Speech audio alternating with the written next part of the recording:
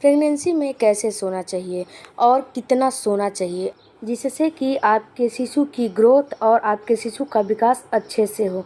देखिए दोस्तों, अगर आपने मेरा चैनल को सब्सक्राइब नहीं किया है तो मेरे चैनल को सब्सक्राइब कर दीजिए और बेल आइकन बिल्कुल प्रेस कीजिए, क्योंकि ये बिल्कुल ही फ्री है। और जो भी आपका कोई भी सवाल है तो कमेंट बॉक्स में ज़रूर दीजिए, आपके सवालों का जवाब ज़रूर दिया जाएगा। तो सबसे पहले जानते हैं कि प्रेगनेंसी में आपको कितना सोना चाहिए। तो प्रेगनेंसी में आपको 10 से 12 घंटे की नींद पूरी कंप्लीटली लेनी चाहिए, क्योंकि अगर आप प्रेगनेंसी में नहीं सोएंगी, आप कंप्लीट नींद नहीं लेंगी तो आप हमेशा थकी थकी रहेंगी, और जब आप खुद थकी थकी रहेंगी तो आपके शिशु का भी विकास और ग्रोथ अच्छे से नहीं होगा। तो सबसे पहले तो आपको रात दिन मिला के 10 से 12 घंटे की नींद आपको प्रॉपर लेनी ही लेनी है।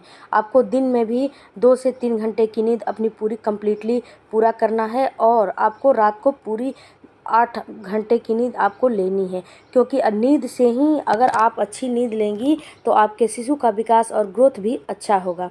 अब बात करते हैं कि किस पोजीशन में सोना चाहिए। तो सबसे पहले तो आपको पूरी प्रेगनेंसी 1 से लेके 9 मंथ अपने पेट के बल बिल्कुल भी नहीं सोना है, क्योंकि पेट के बल जब सोएंगी तो आपका शिशु जो है, पेट के बल सोएंगी तो आपके शिशु का जो ग्रोथ है उसमें दब सकता है, और जब शिशु का ग्रोथ दब जाएगा तो आप समझती हैं कि मिसकैरेज भी हो सकता है पेट के बल सोने से।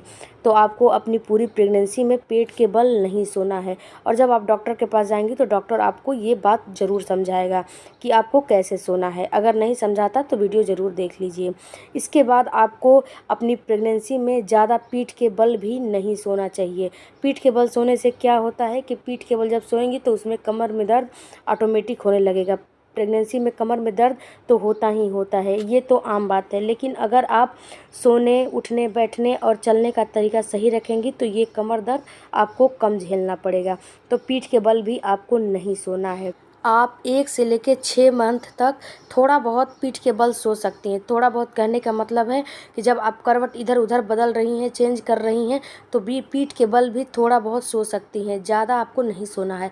9 मंथ में जब आप प्रवेश करती हैं तो 9 मंथ तो आपको पीठ के बल बिल्कुल भी नहीं सोना चाहिए, क्योंकि पीठ के बल सोने से आप तो सबसे पहले आपको गैस कॉन्स्टिपेशन का शिकायत होगा, और दूसरा आपको हाजमा भी आपका सही नहीं रहेगा, और आपके शिशु को जो ऑक्सीजन खून की सप्लाई हो रही है वो भी अच्छे से नहीं मिलेगी।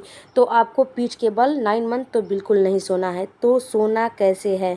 तो सबसे पहले तो आपको 6 से 9 मंथ आपको करवट ही सोना चाहिए। करवट यानी कि लेफ़्ट साइड में होकर सोना चाहिए। इससे क्या होता है कि इससे आपके शिशु के पास ऑक्सीजन की मात्रा अच्छी क्वालिटी में पहुंचती है, और अच्छे से जितना उसको चाहिए उतना ऑक्सीजन उसको मिलता है, क्योंकि इस पोजीशन में आपका शिशु दबता नहीं है। और जब दबेगा नहीं तो आपके शिशु की ग्रोथ भी अच्छे से होगी और आपके शिशु की विकास भी अच्छे से होगी।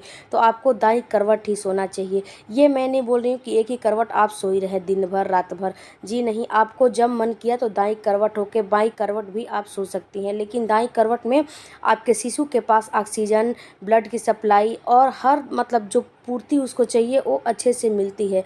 तो आपको दाईं करवट ही सोना चाहिए, है ना? ये बात आपको समझ में आ गई होगी। इसके बाद आपको अपने सोने में, उठने, बैठने, चलने में थोड़ी भी लापरवाही नहीं करनी है। अगर आप लापरवाही करेंगी तो इसका खमियाजा आपके शिशु को भुगतना पड़ेगा।